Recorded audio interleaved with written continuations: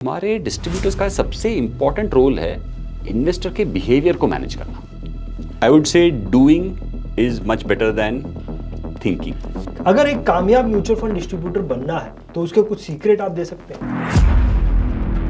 सुबह होने से पहले सबसे अंधेरा ज्यादा दिखता है आपको, राइट? उस टाइम पे गिव अप नहीं करना चाहिए। हमारे एएमसी के साथ आप व्हाट्सएप पे कोई भी ट्रांजैक्शन कर सकते हैं कि इनकी पर्सनालिटी ना ही डाइवर्सिफाइड है जो हमारे फ्लेक्सी कैप की तरह, बल्कि उसमें इंटरनेशनल का भी तड़का लगा हुआ है। तो ये जो अल्फा आप कह सकते हैं, ये डिस्ट्रीब्यूटर के हाथ में है। ये हम कहते हैं डिस्ट्रीब्यूटर अल्फा। हमारा दर्शक हमें देख रहा है, अगर वो म्यूचुअल फंड डिस्ट्रीब्यूटर है, यहां तक अगर पहुंच गया है तो उसकी नींद उड़ने वाली है। हमारा बजाज में मेरे ख्याल से इतनी डाइवर्सिफाइड फील्ड है कि एक लाइफ कम पड़ जाएगी उसकी सारी फील्ड को समझने के। चेक से, फिजिकल इंटरेक्शन से, एप्लीकेशन फॉर्म, ये अगर सारे पेपर बेस्ड स्ट्रक्चर्स पे आप हैं आज के दिन में, आप अपना बिजनेस उतना बढ़ा नहीं पाएंगे।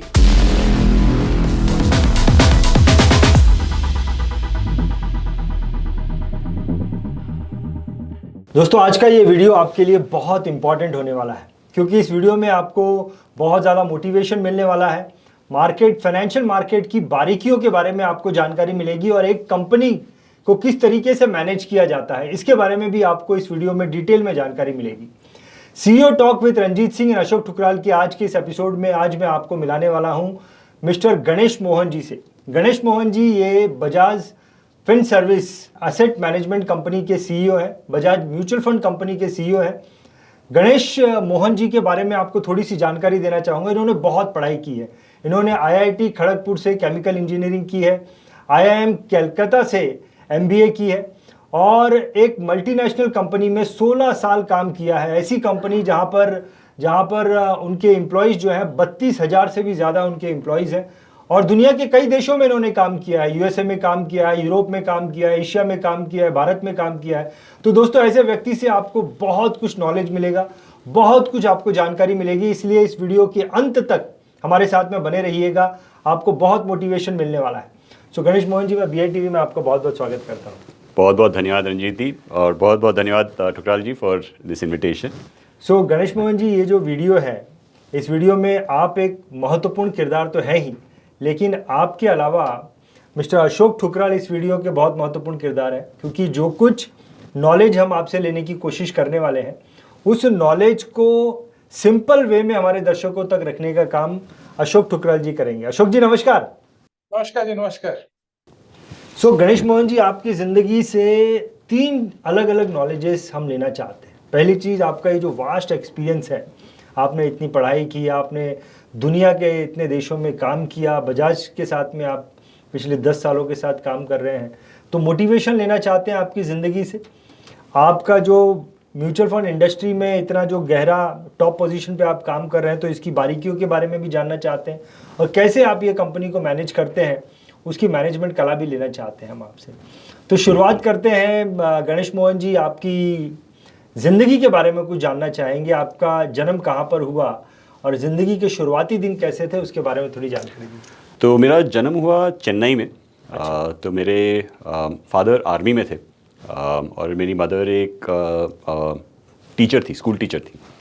तो अर्ली ईयर्स हमारा काफ़ी बहुत ही सिंपल मिडिल क्लास फैमिली जो हमेशा एजुकेशन पे फोकस करता था, वैसे ही जैसे काफ़ी लोगों का सिंपल अपब्रिंगिंग था, वैसे ही हमेशा रहा है। आर्मी में क्योंकि मेरे फादर थे, काफ़ी ट्रांसफ़र होती थी हमारी, तो झांसी, दिल्ली, लखनऊ, कानपुर, मुंबई, दिल्ली, बरहमपुर, उधमपुर, ये सारे जगहों में मेरी पढ़ाई हुई। तो करीब 12 साल की जो पढ़ाई होती है, करीब 10 अलग अलग स्कूल्स में हुई थी।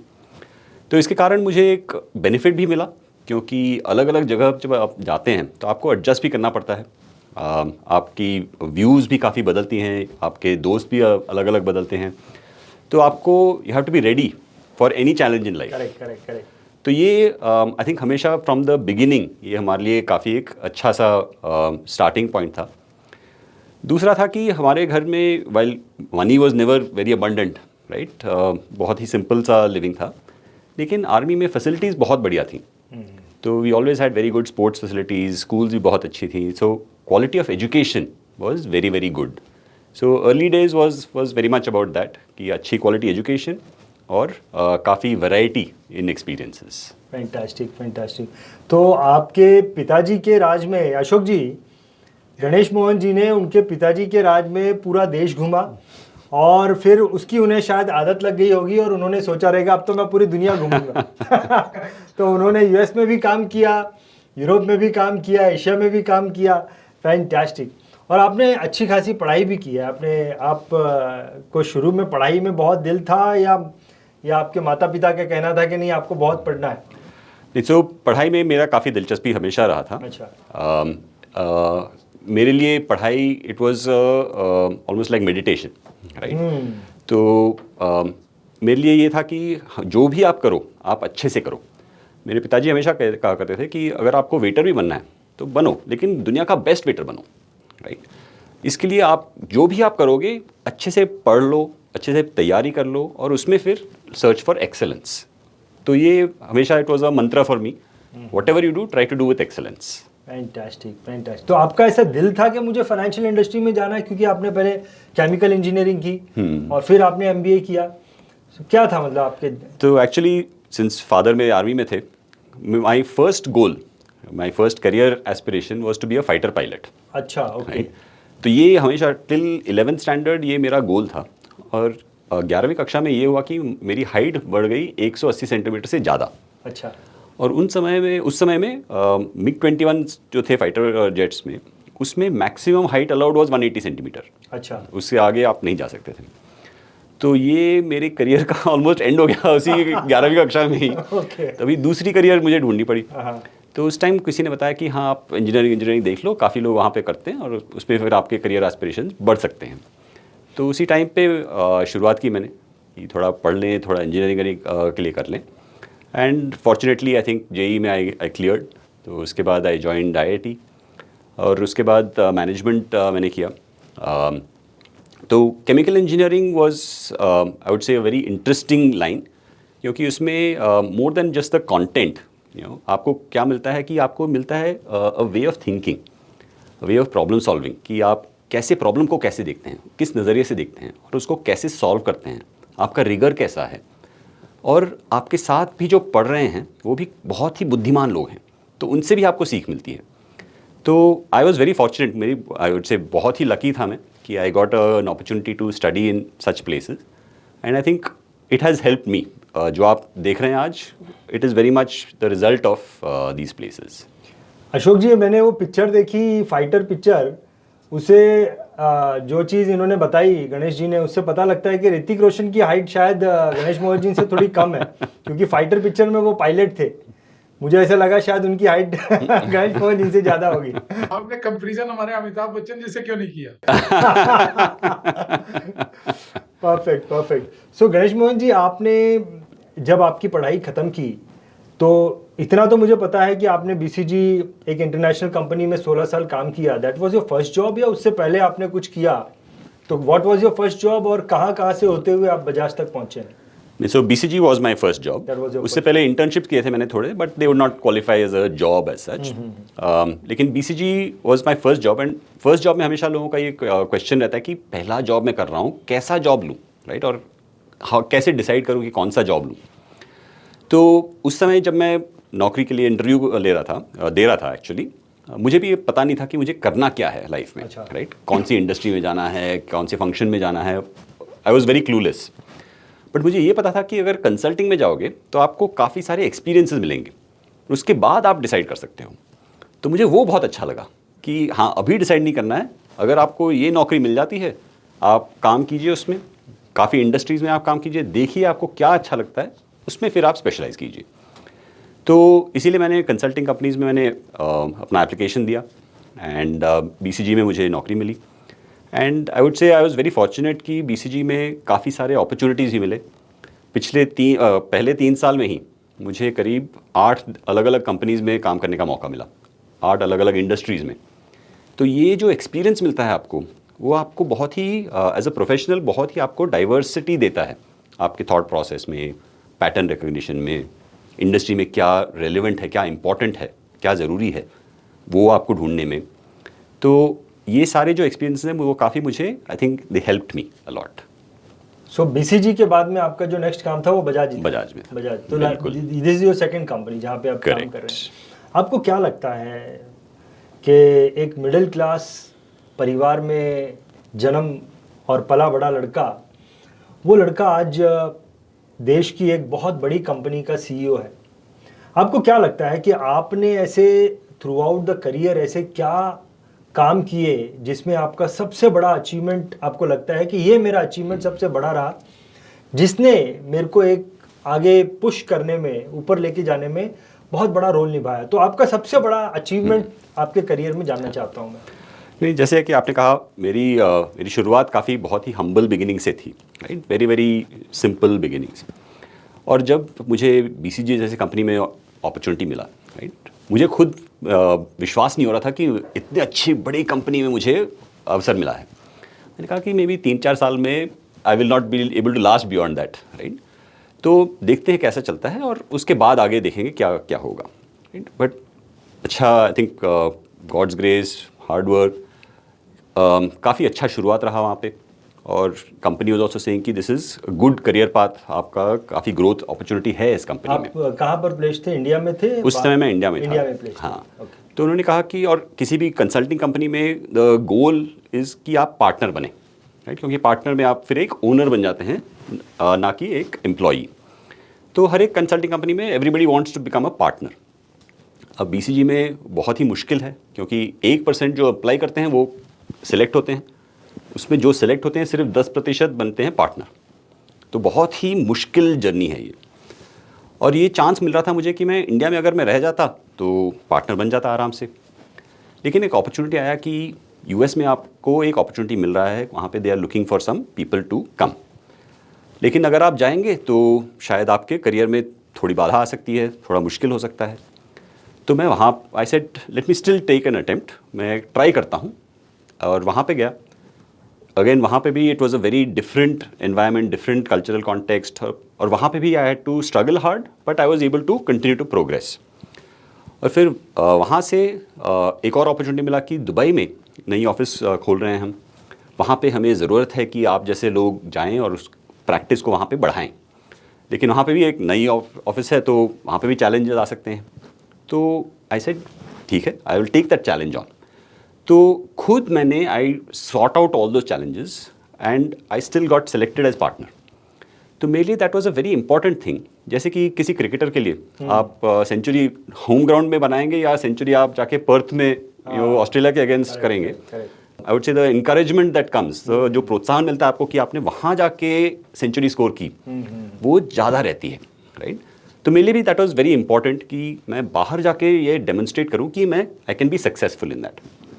उससे खुद को मुझे बहुत मोटिवेशन मिला और आई थिंक इट सेट मी कि जो भी मैं अपना ड्रीम बनाऊं वो मैं अचीव कर सकता हूं, राइट। कोई बाधा अब सिर्फ आपके मन में है, उसको आप निकालें, आपका रास्ता साफ हो जाएगा। Fantastic, fantastic. आपने क्रिकेट का एग्जांपल दिया तो मेरे को विराट कोहली मेरे दिमाग में आया कि वो भी दूसरे फील्ड में जाकर सेंचुरी मार के आता है। लेकिन फिर भी गणेश मोहन जी, आपको क्या लगता है कि जब हम प्रगति पथ पर होते हैं, ग्रोथ पाथ पर होते हैं, तो बहुत सारे चैलेंजेस भी आते हैं लाइफ के अंदर। तो एक तो चैलेंज आपको ये आया कि आपको यूएस से आपको दुबई में भेजा, या आप यूएस में गए, वो भी एक चैलेंज था आपकी लाइफ में। क्या वही सबसे बड़ा चैलेंज था आपके प्रगति पथ में, ग्रोथ पाथ में? या आपको ऐसा लगता है कि ग्रोथ पॉइंट ऑफ व्यू कोई दूसरा कोई चैलेंज है जिसको आप सबसे बड़ा चैलेंज मानते हैं कि ये चैलेंज जो है मैंने फेस किया और मैंने उसको जो है मैंने उस चैलेंज से मैं उसको हैंडल भी किया, मैं उस चैलेंज, ऐसा कोई चैलेंज आप शेयर कीजिए हमारे। तो मैं आपको एक एग्जांपल दूंगा। मैं मेरे पहले ही प्रोजेक्ट में, तो बीसीजी मैंने अभी भी ज्वाइन किया था, हाल ही में ज्वाइन किया था, और पहले प्रोजेक्ट में काम कर रहा था, राइट। और तब तक मेरी कहानी पूरी ज़िंदगी में थी कि मैं खुद का काम अपने आप ही करता था, राइट, और किसी पे निर्भर नहीं था। तो मैं सोचता था कि हमेशा मैं वैसे ही काम करते रहूँगा, कि मैं अपना काम करूँगा, सब ठीक हो जाएगा। लेकिन जब आप कंपनी ज्वाइन करते हैं, प्रोजेक्ट पे हैं, एक बड़ा प्रोजेक्ट है जहाँ पे आपको डिलीवर करना है क्लाइंट के लिए, एक बहुत ही इंपॉर्टेंट असाइनमेंट है, उसमें बाकी सब लोगों का भी इनपुट बहुत ही ज़रूरी है। तो ऐसे एक सिचुएशन आया कि एक प्रेजेंटेशन के लिए जा रहा था और मेरा काम पूरा अच्छे से हुआ था, लेकिन बाकियों का इनपुट मैंने ठीक से लिया नहीं था। तो उसके कारण मेरे काम पे भी काफ़ी वो प्रभाव पड़ रहा था और मुझे दिख रहा था कि मेरा आउटपुट ही उतना अच्छा नहीं हो रहा है क्योंकि मैंने बाकी सब से इनपुट ठीक से लिया नहीं है। तो ये फीडबैक मुझे मेरे मैनेजर से भी मिला कि आपको ना केवल आपके खुद के काम बट बाकियों के काम के साथ भी आपका तालमेल रहना चाहिए। तो एक बार वो सीख मुझे मिल गई, राइट। उसके बाद मैंने ये तय किया कि हमेशा मेरा काम तो मैं कर ही लूँगा, लेकिन बाकियों का काम कैसे देखना है कि बाकी सब ठीक से काम कर रहे हैं और जो डिलीवर करना है वो क्वालिटी का काम है कि नहीं। तो वो बहुत ही ज़रूरी मेरे लिए बन गया और मैंने उसको I decide to keep it at the front and centre कि सबसे इम्पॉर्टेंट ये मैं पहले देख लूँगा, खुद का काम तो एनीवे चलता रहेगा। आपको क्या लगता है गणेश जी कि आप जो जिस तरह की आपने ग्रोथ दिखाई है उसमें आपकी सबसे बड़ी स्ट्रेंथ क्या रही है? आई वुड से कि मैं गिव अप नहीं करता, राइट। हर एक जर्नी में जो मैंने चाहे वो इंडिया में हो या यूएस में हो, मिडल ईस्ट में हो या बजाज में भी, बाधाएं आती रहेंगी, राइट। और काफ़ी आसानी से आप कह सकते हैं कि ठीक है ये बहुत कठिन है, बहुत मुश्किल है, मैं इसको यहीं पे छोड़ देता हूँ, राइट। पर जब आप छोड़ देते हैं वहाँ पे, तब आपको जो आगे का जो बेनिफिट है, जो दे से ना it is always darkest before the dawn, right, कि सुबह होने से पहले सबसे अंधेरा ज़्यादा दिखता है आपको, राइट। उस टाइम पे गिव अप नहीं करना चाहिए। ये मैंने बहुत सीखा है और मेरे लिए वो दैट ग्रिट और वो परसिवियरेंस जो कहते हैं कि कभी ना छोड़ना, राइट, वो बहुत ही महत्वपूर्ण है। फैंटास्टिक। आपको ऐसा लगता है गणेश मोहन जी कि कोई मोमेंट ऐसा आया जहाँ पर ऐसी कुछ सिचुएशन क्रिएट हो गई थी कि भाई मैं ये मोमेंट छोड़ सकता हूँ, लेकिन आप टिके रहे वहाँ पे? वो कोई मोमेंट याद आता है आपको? हाँ, तो ऐसे काफ़ी सारे मोमेंट्स आए हैं हर एक प्रोजेक्ट में। सो करीब BCG के 16 इयर्स में जो मैं था वहाँ पे करीब 70-75 कंपनीज के साथ मैंने काम किया होगा। अभी कंसल्टिंग में ये रहता है कि हर एक प्रोजेक्ट में आपको कुछ नया लेके आना पड़ता है, कुछ नया सोच, कुछ नई टॉपिक्स, कुछ नए आइडियाज़ आपको लेके आने पड़ते हैं। और काफ़ी टाइम पे क्लाइंट में नॉट अग्री या उनका थोड़ा रेजिस्टेंस भी रह सकता है, राइट। तो आपको हमेशा उनको ओवरकम करना पड़ता है कि क्यों आपका आइडिया सही है और शायद उनके भी आइडियाज़ अच्छे हो सकते हैं, उनको भी आपको इनकॉर्पोरेट करना होता है। तो giving up is always easy कि आप कह सकते हैं कि हाँ यहाँ तक हो गया, ठीक है, राइट। करेक्ट। बट वो ठीक है लेवल आप बहुत ही जल्दी अगर सेट कर लेंगे तो अच्छा नहीं रहेगा आपके लिए, राइट। तो हमेशा I always challenge my self कि ठीक है इज़ नॉट इनफ, राइट। चलता है नहीं चलता है, राइट। इसको और आगे और एक्सेलेंट कैसे कर सकते हैं, बहुत बढ़िया, राइट। बहुत बढ़िया। तो हर एक प्रोजेक्ट में आई थिंक ये हमेशा मेरी कोशिश रही है कि do not give up too early, do not set the standard too low, right. Fantastic. So Boston Consultancy Group से लेकर आप अभी देश की बहुत बड़ी कंपनी के CEO यहाँ तक तो आगे हैं, इसके आगे भी आपका कोई विजन है? उसके बारे में कुछ बताइए। अभी बजाज फिनसर्व का नया म्यूचुअल फंड बिजनेस हमने शुरू किया पिछले 3 साल से। I have been running this entity. तो मार्च 2023 में हमारी लाइसेंस आई और जुलाई से हमने पहले प्रोडक्ट्स हमने लॉन्च किए। तो करीब 1 साल ऑफ ऑपरेशंस अभी शुरू हुए हैं और आई थिंक जर्नी अभी तक काफ़ी अच्छी रही है। I think lot of support we have got from investors, distributors. लेकिन अभी हमारी जर्नी काफ़ी हद तक आगे है, राइट। अभी तो हमारी बस शुरुआत हुई है, काफ़ी सारा ग्राउंड हमें अभी कवर करना है। तो हमारे मन में ये है कि अगर हम नए प्लेयर आए हैं मार्केट में, हमें कुछ नया लेके आना चाहिए, कुछ नई सोच के साथ आना चाहिए, क्योंकि 40 प्लेयर तो ऑलरेडी हैं, इतने ऑप्शन तो ऑलरेडी हैं हमारे इन्वेस्टर्स, डिस्ट्रीब्यूटर्स के साथ। बजाज के साथ क्यों आए?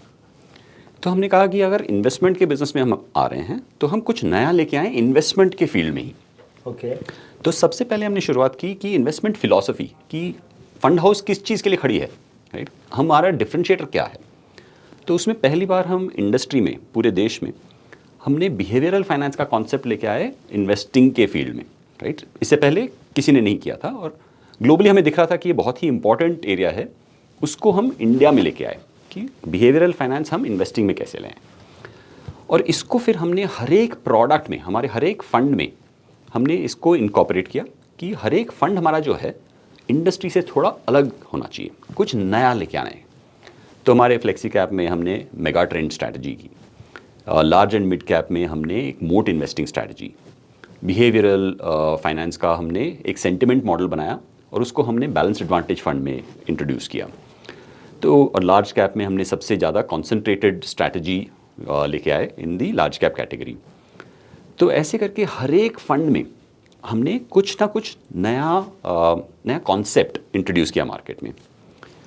और दूसरा है टेक्नोलॉजी की तरफ। बजाज फिनसर्व जाना जाता है टेक्नोलॉजी के लिए, तो हमने कहा कि हम एसेट मैनेजमेंट में, म्यूचुअल फंड इंडस्ट्री में टेक्नोलॉजी का इंट्रोडक्शन कैसे लेके आएँ, राइट। तो यहाँ पे हम काफ़ी सारे नए टूल्स लेके आ रहे हैं, जैसे कि व्हाट्सएप तो आज सभी इस्तेमाल करते हैं, लेकिन क्या आपको पता है कि हम हमारे एएमसी के साथ आप व्हाट्सएप पे कोई भी ट्रांजैक्शन कर सकते हैं, लमसम, एसआईपी, रिडेम्पशन, आपको अगर प्रोडक्ट के बारे में इंफॉर्मेशन चाहिए वो भी आपको व्हाट्सएप पे मिल जाएगा।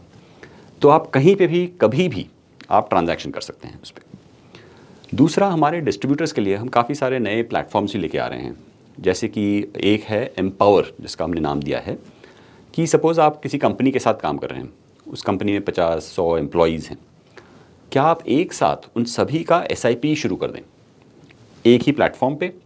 तो एम्प्लॉय डिसाइड करते हैं कि कौन से स्कीम में वो इन्वेस्ट करेंगे, कितना इन्वेस्ट करेंगे, और कंपनी की जो एचआर है वो सैलरी पेरोल से उसको ऑटोमेटिकली डिडक्ट करके हमें एक पेमेंट दे देती है और एम्प्लॉयज़ के एसआईपी शुरू हो जाते हैं। तो एम्प्लॉयज़ के लिए बेनिफिट है, कंपनी एक अच्छा एम्प्लॉय बेनिफिट दे रही है, हमारे डिस्ट्रीब्यूटर्स के लिए 50-100 एसआईपी एक साथ शुरू हो जाते हैं। बहुत बढ़िया। तो सभी के लिए एक बहुत ही अच्छा विन बन जाता है। और हमने देखा है कि जब हम विन विन क्रिएट करते हैं तब एक्चुअली ब्लॉकबस्टर प्रोडक्ट बन जाती है ये सब। इन्वेस्टमेंट फिलॉसफी, प्रोडक्ट और टेक्नोलॉजी, इन तीनों में हम कुछ नया लेके आ रहे हैं इंडस्ट्री में। बजाज फिनसर्व में आप काम कर रहे हैं, यहाँ पर आप एज ए सीईओ काम कर रहे हैं, तो यहाँ पर काम करते हुए आपका विजन मैं क्या समझता हूँ, टेक्नोलॉजी में ही बहुत आगे जाना है, क्या एग्जैक्टली आपका विजन? हाँ, तो हमारा विजन ये है कि जो प्रोडक्ट्स हम लेके आए, हम हैं अल्टीमेटली हम मैन्युफैक्चरर हैं, राइट। तो हम मैन्युफैक्चर करते हैं फंड्स। तो मैन्युफैक्चरर के लिए मैन्युफैक्चर जाना कैसे जाता है, उसके प्रोडक्ट्स के बेसिस पे, राइट, कि आपके प्रोडक्ट्स अलग हैं, कुछ डिफरेंट है, कुछ फीचर्स अच्छे हैं उसमें। तो हर एक फंड जो हम लॉन्च करते हैं, हर एक म्यूचुअल फंड जो लॉन्च करते हैं, उसमें हम कुछ ना कुछ फ़र्क लेके आते हैं। और दूसरा है कि हम टेक्नोलॉजी का का प्रयोग कैसे करते हैं। हम हमारे इन्वेस्टर्स, हमारे डिस्ट्रीब्यूटर्स का लाइफ कितना आसान, सिंपल कराएं अपने टेक्नोलॉजी के थ्रू। ये दो बड़ी चीज़ें हैं जो हम इन्वेस्ट कर रहे हैं as an AMC. Fantastic. Ashok ji, Ganesh Mohan ji की ज़िंदगी जो है एक बहुत ही आम व्यक्ति के रूप में शुरू होती है, और आज जो है गणेश मोहन जी भारत देश की one of the biggest company के साथ में जो है उसको one of the biggest company के सबसे मेन पर्सन के रूप में काम कर रहे हैं, एज ए सीईओ के रूप में काम कर रहे हैं। यहाँ तक कि उनकी जो जर्नी आपने सुनी, उसके बारे में आप क्या बोलना चाहोगे, सार क्या है आपका? सबसे पहले तो मैं ये बता दूं कि मैं बहुत कम लोगों से इम्प्रेस होता हूँ, और उनमें से एक गणेश जी है। फर्स्ट मुलाकात इनकी मेरे घर पे हुई, जिसके डिनर साथ में किया, और सेकंड मुलाकात मैं पूना में इनके ऑफिस गया, और गणेश जी ने मुझसे ये कहा कि शायद यू आर फर्स्ट एमएफडी जो हमसे मिलने पूना आ रहा है, क्योंकि सब लोग तो बॉम्बे में ही मिलते हैं, पूना कोई आता नहीं है। और जो अभी तक बातचीत से मुझे लगा कि आपने बहुत कुछ निकाला, कि इनकी पर्सनालिटी ना ही डाइवर्सिफाइड है जो हमारे फ्लेक्सी कैप की तरह, बल्कि उसमें इंटरनेशनल का भी तड़का लगा हुआ है। और इनके जो पेरेंट्स ने इनको सिखाया कि फील्ड कोई भी हो, वो फील्ड जरूरी नहीं है मेरे चॉइस की मिले या मेरे ड्रीम की मिले, लेकिन अगर फील्ड कोई भी हो, डू योर बेस्ट, जो उसमें बेस्ट कर सकते हो, और वो आपको सक्सेस दिलाएगी। और रही बात, इन्होंने जिस ग्रुप को पकड़ा है, वो बचपन से हम लोगों का एक स्लोगन रहा करता था, हमारा बजाज, है ना। तो हमारा बजाज में मेरे ख्याल से इतनी डाइवर्सिफाइड फील्ड है कि एक लाइफ कम पड़ जाएगी उसकी सारी फील्ड को समझने के लिए, अगर उसमें 2-2, 4-4 साल हर फील्ड में दिए जाए तो इन्होंने बहुत अच्छा। और मेरे ख्याल से ये होता है कि आदमी जब एक लेवल पे आ जाता है, तो उस लेवल के बाद उसको कहाँ करना है, तो उसको बड़ी कंपनी देनी है, ये 16,000 करोड़ की कंपनी है तो 32,000 करोड़ किसको दे दो, अब ये संभाल लेगा। तो इन्होंने एक बहुत अच्छी बात कही कि हार्ड वर्क के साथ ग्रेस ऑफ गॉड और पेरेंट्स की ब्लेसिंग चाहिए, और ड्रीम तो सब सच हो जाते हैं, ड्रीम देखना तो पड़ेगा ही। और इन्होंने अपने सेल्फ कॉन्फिडेंस को और जो सीक्रेट ऑफ मैनेजमेंट बताया कि खुद काम करना बहुत जरूरी नहीं है, उससे ज्यादा जरूरी है लोगों से काम कराना।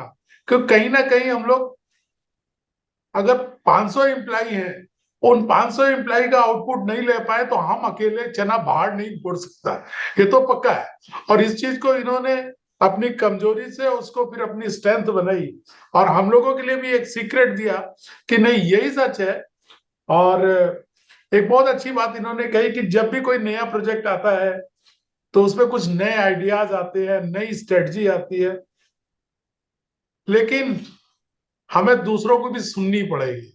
कभी कभी एक चपरासी भी ऐसी चीज बता देता है जो बड़े से बड़े हाई मैनेजमेंट के दिमाग में नहीं आती, और वो उस समय भले उसको कह देता है अच्छा अच्छा ओके ओके, लेकिन उसके जाने के बाद बोलता है नहीं यार ये कुछ कह तो सही रहा था। हम लोग बच्चों से भी सीखते हैं, और छोटे छोटे बच्चों से हम लोग बड़ी बड़ी बात सीख जाते हैं, लेकिन बच्चों को नहीं मालूम होता वो क्या बोल गए, और बड़े समझ जाते हैं। तो और इन्होंने एक आपके क्वेश्चन का जवाब दिया कि never give up. Chemical engineering से ये इन्होंने सीखा कि सॉल्यूशन तो निकलते ही निकलते हैं। और इन्होंने फिलॉसफी के बारे में बताया जो बजाज में लिया कि बिहेवियरल फिनांस, बिहेवियरल क्या फिनांस को इन्होंने इन्वेस्टमेंट में डालने की कोशिश की, और अच्छा चल रहा है। और टेक्नोलॉजी में नो डाउट हम लोग बहुत डर रहे थे कि ये इतना ज्यादा व्हाट्सएप व्हाट्सएप व्हाट्सएप कर देंगे, मिडिल मैन की जरूरत रह जाएगी कि नहीं रह जाएगी, लेकिन इन्होंने हम लोगों के लिए भी अच्छा सोचा और अच्छा कर रहे हैं, और हम लोग बहुत अच्छे हैं। तो बोस्टन कंसल्टेंसी से लेके बजाज तक यानी दोनों में बी कॉमन है। तो एक चीज मुझे लग रहा है कि रंजीत जी आप पर्सनल लाइफ में सब कुछ जान गए, आगे आप बिजनेस वाली लाइन में जानेंगे, लेकिन अभी आपने 111 के बारे में नहीं इनसे पूछा कि इनके पास एक 111 भी है। आई थिंक वो समझ गए हैं और हंस भी रहे हैं। और बाकी मैन बिहाइंड द शो और कौन कौन है उसके बारे में थोड़ा सा प्रकाश डालिए, जिससे आपके जो व्यूवर्स हैं उनको मालूम चले। मुझे तो मालूम है काफी कुछ, लेकिन आपको भी नहीं मालूम, आपके व्यूवर्स को भी नहीं मालूम। तो इनके पार्टनर और इनके 111 के बारे में इनसे जरूर पूछिए। गणेश मोहन जी, वो बजाज, हमारा बजाज का जो ऐड आता था उसमें हमारा बजाज का अशोक जी जो अंकल थे, वो अंकल थोड़े थोड़े आपकी तरह लगते थे। बहुत इंपॉर्टेंट पर्सन है आप बजाज के लिए। नहीं, सर ऐसा ये ट्रिपल ऐसा कुछ नहीं है जो ठुकराल जी को नहीं पता। तो तो ये 111 का क्या 111 जो, कॉन्सेप्ट है? हाँ 111 जो ये कह रहे हैं, मेरे 3 बच्चे हैं। अच्छा। तीनों एक साथ पैदा हुए थे, ट्रिपलेट्स। अच्छा, ओके। करीब 18 साल पहले ये पैदा हुए थे। हाँ, हाँ। और अभी कॉलेज भी जा रहे हैं। हम्म। तो आई वुड से कि उनसे काफ़ी मुझे भी खुद लर्निंग मिली है, बिकमिंग अ फादर। और उनके ओपन माइंडेडनेस, उनकी क्यूरियोसिटी से आई वुड से मुझे भी काफ़ी स्रोत मिला है कि of how to question everything. बच्चे की तरह सोचने से ना आपका इनोवेशन माइंडसेट बहुत बढ़ जाता है। तो उससे आई थिंक मुझे बहुत आई वुड से इंस्पिरेशन भी मिला है। और उनके क्वेश्चंस आंसर करते करते I think I have also grown as a professional. मुझे I can see the development in my self as a person, as a professional. And मेरी wife, I think she is a journalist, वो काफ़ी active भी रहती हैं। तो I think हर एक का पर्सपेक्टिव जो है हमारी फैमिली के अंदर बहुत ही अलग है। काफ़ी नए नए पर्सपेक्टिव्स हमारे डिनर टेबल पे हम डिस्कस करते रहते हैं। तो I think that has helped all of us to become better. Fantastic. Ashok ji, एक तो मैं फराह खान को जानता था जिनके पास ये 111 का कॉन्सेप्ट है, और अभी जो है गणेश मोहन जी के पास मुझे पता चला। तो 2 लोगों को मैं अभी जानता हूँ। पर उनकी तरह मैं डांस नहीं कर सकता। तो नहीं, आपके पास बहुत लोग हैं डांस कराने के लिए। सो गणेश मोहन जी, अभी आपने बताया 1 साल हो गए हैं, 1 साल हो गए हैं आप की कंपनी जो है फुल फ्लेज चल रही है। तो इन 1 सालों में आपकी कंपनी का टोटल एयूएम कितना हो गया करीबन? अभी करीब 17,000 करोड़ को हो गया है। 17,000 करोड़ हो गया है। थोड़ा सा मैं म्यूचुअल फंड इंडस्ट्री में जो लोग काम कर रहे हैं उनके पॉइंट ऑफ व्यू थोड़ा सा मैं कुछ अलग चीज़ जानना चाहता हूँ। देखिए, आज की तारीख में अगर कोई म्यूचुअल फंड डिस्ट्रीब्यूटर बनना चाहता है तो जब मार्केट में वो आता है तो वो ये देखता है कि मार्केट में कंपटीशन बहुत है। बड़े बड़े म्यूचुअल फंड डिस्ट्रीब्यूटर काम कर रहे हैं, बड़े बड़े एग्रीगेटर्स, टेक्नोलॉजी कंपनी काम कर रही है as a mutual fund distributor, तो कंपटीशन बहुत है। At the same time unlike insurance company, अगर मैं काम करना शुरू करता हूं तो मेरी इनकम जो है इसमें बहुत कम है, इमीडिएट मेरी इनकम जो है वो नहीं के बराबर है। सो ऐसी परिस्थिति में आने वाले जो नए म्यूचुअल फंड डिस्ट्रीब्यूटर हैं उनके भविष्य के बारे में आप क्या बोलना चाहोगे? क्या वो एस्टैब्लिश कर सकते हैं अपने आप को? उसके बारे में कुछ बताएं। तो इसमें मैं थोड़ा डेटा आपको देता हूँ, राइट। अगर आप म्यूचुअल फंड डिस्ट्रीब्यूशन इंडस्ट्री देखेंगे, करीब 1.5 लाख के आसपास डिस्ट्रीब्यूटर्स आज के दिन में होंगे, राइट। पर अगर आप लाइफ इंश्योरेंस देखेंगे तो करीब 20 से 25 लाख डिस्ट्रीब्यूटर्स हैं, राइट। तो करीब ऑलमोस्ट 20 गुना ज़्यादा, राइट। तो ऐसा नहीं है कि म्यूचुअल फंड डिस्ट्रीब्यूशन में बहुत ज़्यादा कॉम्पिटिशन है आज के दिन में, राइट। इनफैक्ट काफ़ी गुना ये बढ़ सकती है इंडस्ट्री। और आज के दिन में सिर्फ 4.5 करोड़ लोग इन्वेस्ट कर रहे हैं म्यूचुअल फंड इंडस्ट्री में। हमारे मानने से ये करीब 20 से 25 करोड़ इन्वेस्टर्स होने चाहिए इस इंडस्ट्री में। तो अभी ग्रोथ काफ़ी बाकी है इस इंडस्ट्री में। ऐसा नहीं है कि ये मैच्योर सैचुरेटेड इंडस्ट्री है और इसमें ग्रोथ नहीं हो सकती और सभी को we have to fight over the existing industry. तो अगर ये अपॉर्चुनिटी है तो म्यूचुअल फंड डिस्ट्रीब्यूटर्स को क्या देखना चाहिए when they enter this business? उनको हमेशा देखना चाहिए कि उनका वैल्यू ऐड क्या है, कि आप नया क्या ला रहे हैं अपने इन्वेस्टर्स के लिए। अगर आप सिर्फ ये कह रहे हैं कि आप ये म्यूचुअल फंड में इन्वेस्ट करें या ये 3 पोर्टफोलियो में आप इन्वेस्ट करें, ये 4 फंड्स में आप इन्वेस्ट करें, वो एक रोल है जो सिर्फ इन्फॉर्मेशन के बेसिस पे है। वो किसी भी पोर्टल या किसी भी प्लेटफॉर्म पे भी मिल जाएगा आपको। तो आपका रोल क्या है as an investor, as a distributor? वो है कि आप अपने इन्वेस्टर्स को मैक्सिमम बेनिफिट दें ताकि वो पूरा बेनिफिट एंजॉय कर सकें हमारे प्रोडक्ट से। अगर आप डेटा देखेंगे, अगर आप फंड रिटर्न देखेंगे और अगर आप फोलियो रिटर्न देखेंगे, ये मॉर्निंग स्टार का डेटा है। उन्होंने देखा अक्रॉस टाइम पीरियड्स, 1 साल, 3 साल, 5 साल, 10 साल, फंड टाइप चाहे कोई भी हो, फ्लेक्सी कैप हो, लार्ज कैप हो, मिड कैप हो, स्मॉल कैप, जो भी आप फंड में देखें, जो फंड रिटर्न दे रही है और जो रिटर्न इन्वेस्टर को मिल रहा है उसमें एक गैप है, करीब 2.5 से 5% का हर साल का गैप है, राइट। ये होता क्यों है? अगर वो इन्वेस्टर सीधा वो फंड में इन्वेस्ट रहता, उसको वो 2.5 से 5% का रिटर्न मिल जाता एक्स्ट्रा, पर वो नहीं मिल रहा है क्योंकि वो इन्वेस्टर गलत टाइम पे एग्जिट कर रहे हैं और गलत टाइम पे शायद एंटर कर रहे हैं। तो ये अगर उनको इम्प्रूव करना है, ये वैल्यू ऐड आ जाता है डिस्ट्रीब्यूटर का, कि आप इन्वेस्टर का बिहेवियर मैनेज करें। तो एक न्यूज़पेपर में हेडलाइन आया है कि because of Iran Israel war 6 lakh crore market cap eroded, right. ये हेडलाइन आया है। अभी कोई भी इन्वेस्टर ये देखता है, उसके मन में इमीडिएटली रहता है कि मुझे कुछ करना चाहिए भाई, राइट। तो इमीडिएटली वो आज के दिन में बहुत ही आसान है, रिडेम्पशन वो आराम से कर सकते हैं, SIP पॉज कर सकते हैं, अपने मोबाइल फ़ोन पे ही कर सकते हैं ये सब। पर अगर वो करते हैं तो वो एक लॉस बुक कर रहे हैं उस दिन के, राइट।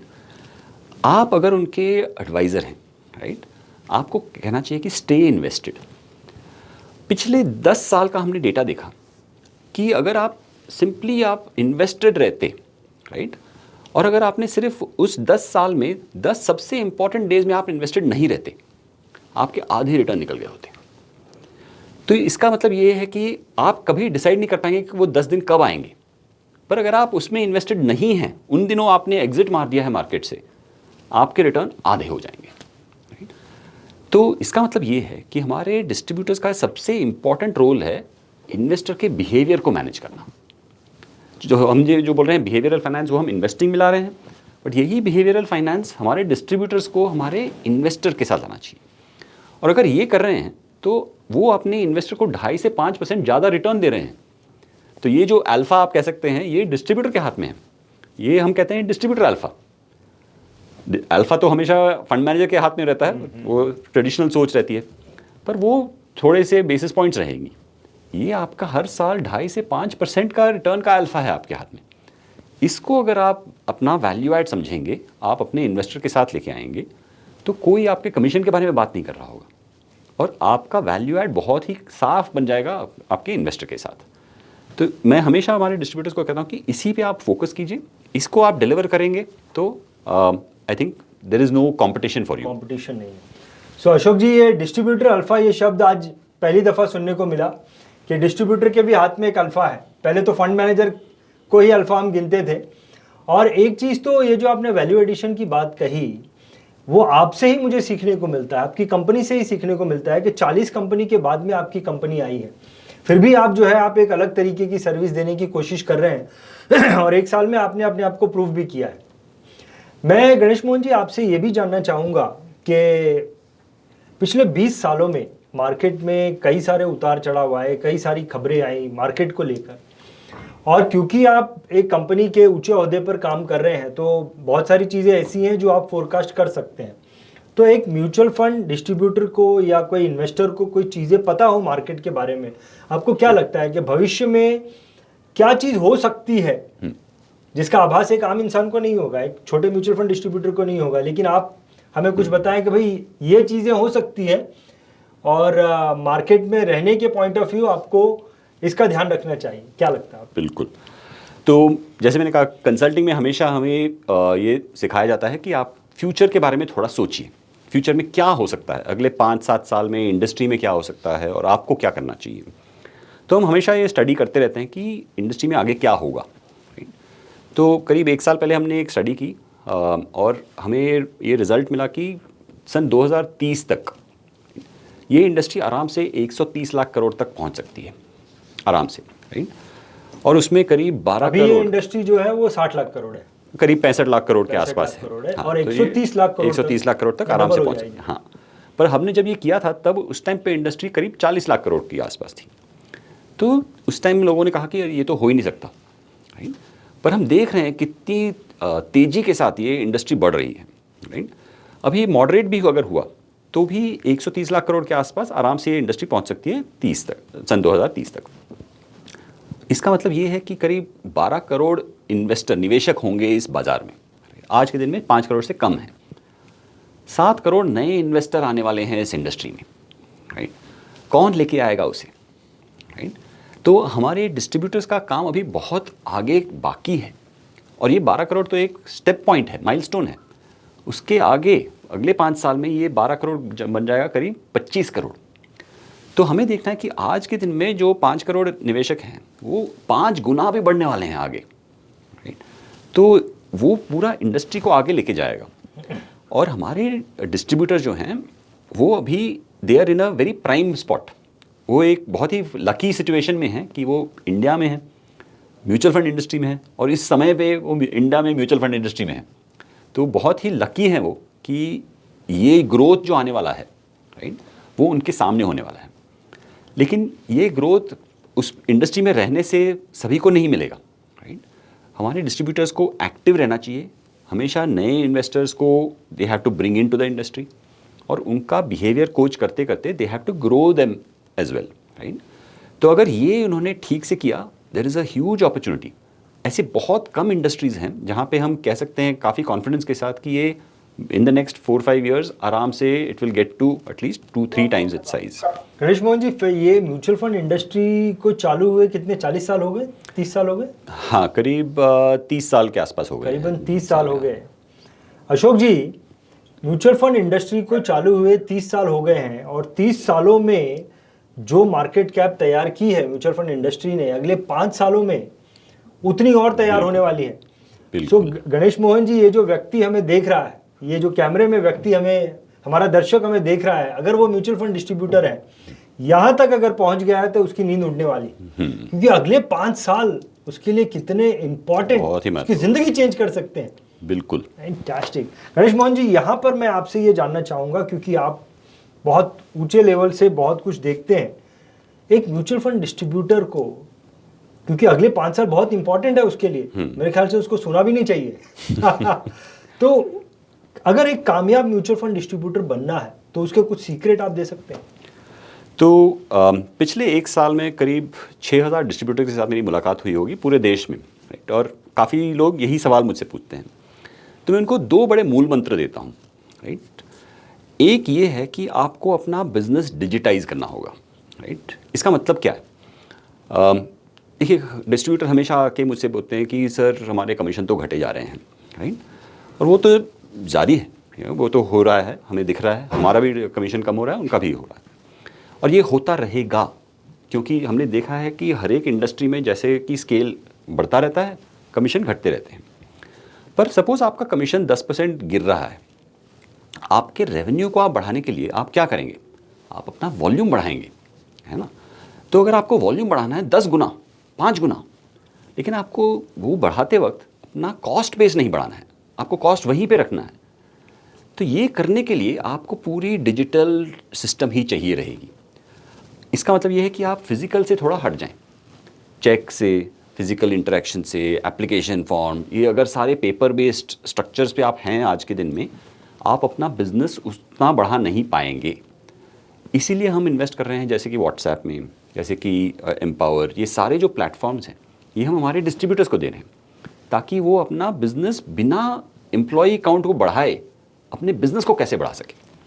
और ये हमने हमारे सारी बिजनेसेस में देखा है कि अगर आप टेक्नोलॉजी का प्रयोग करेंगे, आप अपना रेवेन्यू काफ़ी गुना बढ़ा सकते हैं, पर आपके कॉस्ट को आप एकदम फ्लैट रख सकते हैं। तो यही एक बहुत ही बड़ा पहला मूल मंत्र है कि आप अपन बिजनेस को डिजिटाइज करें। दूसरा बड़ा मूल मंत्र है कि आप डिवर्सिफाई करें। ऐसा नहीं है कि आपके इन्वेस्टर निवेशकों को हर दिन सिर्फ म्यूचुअल फंड ही चाहिए। कुछ दिन हो सकता है उनको एफडी की ज़रूरत हो, या एक हेल्थ इंश्योरेंस की ज़रूरत हो, शायद एक लोन, होम लोन की ज़रूरत पड़ सके, या एक लाइफ इंश्योरेंस की भी ज़रूरत हो सके। क्या ये सारे प्रोडक्ट्स जो हैं हम एक प्लेटफॉर्म पे हमारे निवेशकों को दे सकें, ताकि वो जो भी उनके प्रोडक्ट्स नीड्स हैं हमारे डिस्ट्रीब्यूटर्स वो उसको फुलफ़िल कर सकें। इससे क्या होता है कि आप न कि एक सिर्फ म्यूचुअल फंड डिस्ट्रीब्यूटर के नाम से जाने जाएं, पर एक पूरे फिनेंशियल एडवाइज़र बन जाएं, और हर एक प्रोडक्ट में आपको अलग अलग रेवेन्यू स्ट्रीम्स भी मिलेंगी। थोड़े अपफ्रंट होंगे, थोड़े ट्रेल होंगे, थोड़े कमीशन बेस्ड होंगे। अगर ये सारे आप अपने बिजनेस मॉडल में ला रहे हैं, आपका बिजनेस मॉडल भी बहुत ही डाइवर्सिफाइड बन जाता है, और वो काफ़ी स्ट्रॉन्ग बन जाता है फ्यूचर के लिए। तो ये 2 बड़े मूल मंत्र हैं, डिजिटाइज और डाइवर्सिफाई। फैंटास्टिक। ये दोनों अगर ठीक से लोग करें तो they can be the winners in the future. बहुत बढ़िया, बहुत बढ़िया, फैंटास्टिक। अशोक जी, अशोक जी, अशोक जी, कुछ ऐसी बातें हुई गणेश जी के साथ में जहां पर मुझे ऐसा लगता है कि एक म्यूचुअल फंड डिस्ट्रीब्यूटर जो हमारे साथ यहां तक रुका है, उसकी पहली बात तो आंखें खुल गई होगी, नींद उड़ गई होगी, और उसको बहुत कुछ समझ में भी आया होगा कि बिजनेस मुझे करना कैसा है as a mutual fund distributor. तो यहां तक इस एरिया में जो हमारी बातें हुई mutual fund distributor point of view, उसका सार आप क्या निकालेंगे? Over to you. देखिए, इन्होंने डिजिटाइजेशन की बात कही, उसका तो मेरे से बड़ा विटनेस कोई हो नहीं सकता। फर्स्ट मुलाकात में जब हम लोग निकल रहे थे, तो हमारे दोस्त मिस्टर अनिरुद्ध, जो आपके हेड ऑफ सेल्स है, वो मेरे साथ आईसीआईसीआई से उनकी friendship, he is also chartered accountant. उन्होंने मेरा मोबाइल मांगा, तो मैंने इसलिए मोबाइल दे दिया कि शायद नेटवर्क के इनके फोन में इश्यू होगा, इन्हें कोई फोन करना हो। और उन्होंने क्या 2 4 5 बार किया, और मेरे पास मैसेज आने लग गए कि यू आर इनरोल्ड। और फिर उन्होंने अपना फोन उठाया, और वो कोई फीमेल इनकी टेक्नीशियन थी, उसको बोला कल तुम सुबह आ जाओ। तो मुझे इन्होंने दूसरे दिन बताया कि you are the first one जिसको हमने डिजिटली पैन इंडिया एनरोल कर लिया। और मैं जब पहुंचा, मैं थोड़ा बीएचयू में काम था, मैं लेट पहुंचा, तो देखा स्कैनर लगा हुआ था, और मोर देन 300 इनरोलमेंट ये 1 घंटे में कर चुके थे।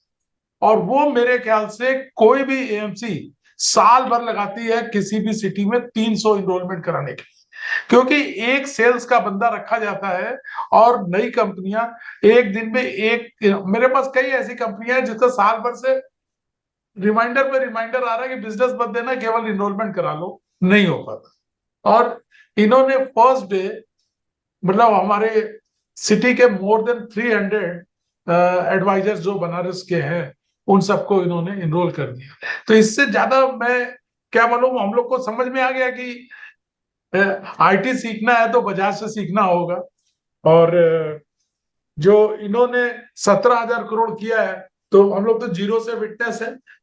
फ्रॉम द फर्स्ट, जब कोई स्कीम आती थी अनुज जी फोन करते थे।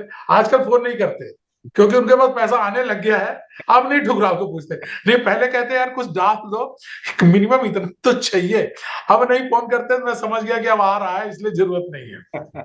और अल्फा जो बोल रहे हैं ये बिल्कुल सही है। डिस्ट्रीब्यूटर्स की हैंड होल्डिंग अगर ना हो, हम लोगों के पास अब कोई फोन नहीं आते, शुरू में आते थे, अब कोई फोन नहीं आते। एक तो मार्केट अच्छी है, और दूसरा जिस दिन मार्केट गिरती भी है तो अब कोई फोन नहीं आता। सबको मालूम है, सबको समझा रखा है कि ऐसे ही चलेगा ही। आपको पैसे बनाने हैं तो चुप मार के बैठिए, मैं देख रहा हूं ना। तो और वॉल्यूम 10x करना है या तो डिजिटल चाहिए, बिल्कुल चाहिए। और हमें डाइवर्सिफाई करना है, बिल्कुल करना है, और हम लोग कर भी रहे हैं। और आप तो अभी मेरे उस नए ऑफिस में इनॉग्रेशन में आए भी, जिसमें मैंने कॉर्पोरेट इंश्योरेंस, नहीं आप नहीं आ पाए उसमें, रंजीत जी आए थे। तो मैंने 40 सीटर्स का एक ऑडी रूम बनाया सिर्फ इसीलिए कि अपनी आईपी के लिए बार बार को नया नया रेस्टोरेंट और होटल कहाँ ढूंढते फिरेंगे। अपने पास जगह है तो हमने खुद ही बना लिया। और नेक्स्ट टाइम अब आपको ही बुलाते हैं।